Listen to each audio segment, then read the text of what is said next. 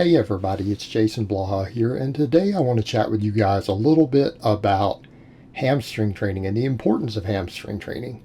Now, a lot of people are going to watch what I do in the background for all my hamstring work because these are the movements that I generally do. I really only do, outside of my squatting and deadlifting, I only do 3 basic movements that work my hamstrings. And because of that, it's going to look different than what a lot of people are going to have because I do a lot of good mornings, which you guys will see, and I use a cambered bar for those. Most people don't have that. They don't have a setup like that. I use a glute ham device, and I use a reverse hyper. And you know, people will say, well, you're lucky to have this. Like, well, it's not luck, guys. I invested my money and my floor space and everything else to have them. It's not necessarily luck per se, right?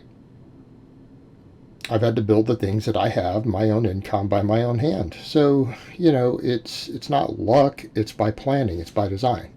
But that aside, a lot of you are not going to be so fortunate. And that's okay. So I want to talk with you guys a little bit about what you can do depending upon what you have with your situation. Now, I'm also fortunate in that some of my clients, not all of them, have bought significant amounts of stuff for their home gyms. I have clients who have all these things. I have clients who have none of these things. Advanced lifters too, which can make things a little bit tricky. So I've had to learn to improvise around that. So what I'm going to say, in a perfect world, if you don't have all these things, which is your perfect scenario, like these 3 devices are your perfect scenario. So what if you don't have those? Well, you can at least do good mornings. Now people will say, well, what do we do to vary the loadings on good mornings?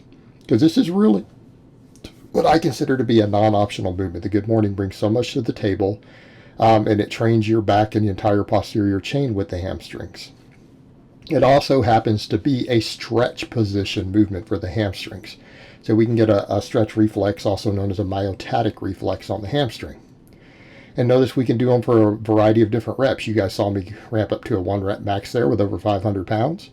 And then you saw me crank out a set of 10 there with 375, and then I'm going to do like a 17 rep set here with 265 on the bar. All right, so we can use a lot of different modalities. Well, the first thing I would say is that if you don't have access to a lot of different hamstring equipment, and we're going to use good mornings as a staple exercise, okay, change your rep ranges. Okay, change your rep ranges. You could do 10s, and if you stall on 10s, you can go to 12s, 15s, 20s, whatever you need to do. But generally speaking, the good mornings, in my experience, really seem to work best, and I've experimented with different rep ranges of keeping the reps relatively high or maxing out on them. But maxing out on them is a different beast. And ideally, I would say to most of you out there, good benchmarks to shoot for, because again, the movement changes based upon body weight. Get to your body weight for 10.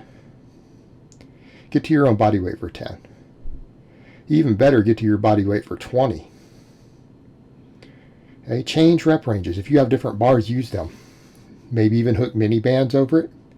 If you have access to a rack with band pegs, any chains. If you have access to different bars, use the different bars. Rotate bars on it.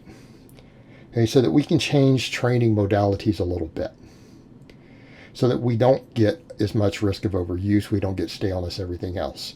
Over here, the reverse hyper, people say, well, I don't have access to a reverse hyper. Well, you may not. And if you don't have access to a reverse hyper, you could add in some hyper extensions. A lot of people say, well, I do these home devices where we rig it up and we hang stuff. Well, you could do that. You could do them with bands. Right? You could find a way to lay on something and swing up with bands, and that would be better than nothing. But you're still not going to get the same effect you're going to get from that pendulum and the amount of weight we can load on it. Because you're not going to be able to load hundreds of pounds on there. And if you want truly, truly phenomenal hamstring development, lower back development, everything else to go with it, you really need to have access to a lot of weight. Because when I put lightweight on there for restoration work, like anything under 200 pounds, I do 30 to 50 rep sets. And then we have the glute ham device over here, which is a very, very unique beast. It is a body weight exercise that allows us to use our hamstrings as a body weight movement with flexion of the knee. Okay, that flexion of the knee is what works the full hamstrings. We don't always get that on the other movements. Now, arguably, The good morning because of knee bend involved when we get really heavy. We'll still have that to some extent, but it's not going to give a full bend and contraction of the hamstring the way that this does off the other joint. It's still largely hip hinge dominant, just like the reverse hyper is hip hinge dominant. But the glute ham device gives us the ability to get the same benefits we get from a hamstring curl. Okay, we get those same benefits of being able to bend mostly the knee, but it also allows us to use the hip and everything else. Essentially, the glute ham device is one of the few pieces of equipment out there that allows us to train all three heads of the hamstring completely. Okay, it's an absolute beast for building your hamstrings. And if you had access to nothing else, this would be the way to go. And again, you can load it however you want. I'm preferring to do mostly body weight these days for really high reps, but I weigh a lot. So it's not a big deal, even though I like to use other loading parameters. You can use plates, you can use bands, you can use chains. And bands create their own very interesting response on this. So what about people who don't have access to one of these? Well, hamstring curls. Now, preferably, which ones are going to be best? The standing ones. I don't like the hamstring curls where you lay. I don't think that in some ways they're as good as some of these devices as far as carryover to everything that we want. Seated would be number 2, standing would be number 1, and then if nothing else, the laying hamstring curl. You can make it work. But it's the closest substitute you're going to have. So if you really want good hamstring development, at the very least, you're going to want to do good mornings, and you're going to want to do something like that. You're going to want a glute ham device. You're going to want hamstring curls. You're going to need one or the other. Now, what happens if you train at home or you train in a place with no hamstring training equipment? Well, then you have to get creative. If you have access to a cable station, you could lay on the ground or lay on a bench and use cables to do one-legged hamstring curls. How about bands? Bands work too. I've got a client who has to do that. He does it. He has a major hamstring weakness. And when I say major, I'm talking about a guy who pulls mid 500s, squats mid 400s. His hamstrings are his weak link right now. He has weak hamstrings relative to his quads and glutes and everything else. He currently doesn't have access to a lot of that. So I've had him hook bands around his ankles. He hooks them up to his rack and lays down on his bench and hooks to his actual rack, loops a band around it, and does high rep one-legged hamstring curls with a band. Okay, we get that movement that we want. But we have to learn to be creative with this stuff. Because at the very least, you're going to want a solid hip hinge, and I highly, highly recommend using good morning and good morning variations. And you're going to want something that allows a full bending of the knee. So people would say, why? Why do we need these things? Well, number one, obviously strength. Hamstring can be a limiting factor, right? Having weak hamstrings could be the difference between having a 550 and a 600 deadlift, depending upon the person. Just throwing it out there. It could be taking 50 pounds off your deadlift, even as an advanced lifter, to have weak hamstrings, for example. Right? So we've got the strength component.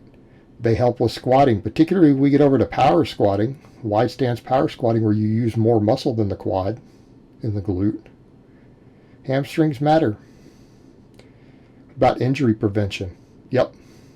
Weak hamstrings make us prone to low back injuries. That's noted for lifters. Okay, having weak hamstrings can make you prone to low back injuries if you're not careful, because erectors and hamstrings tend to kind of go hand in hand. What about sports? Any sport where you have to jump, where you have to sprint, you have to pivot, pivoting out on a playing field, okay? ACL tears. Hamstrings help protect your knee joint. They help stabilize it, because what you don't want is to be quad dominant. Yes, the quads are more important for performance for sprinting and jumping. Okay, there is no question about that. They contribute more than the hamstrings do to both sprinting and jumping. However, being quad dominant gives us a muscle imbalance. It puts us at risk of getting injured. So having strong hamstrings makes us more resilient to injury, and on some lifts can be a big difference in terms of our actual strength. All right, guys, but that's really all I have to say on that today. I hope it's been informative, and I will talk to you guys next time.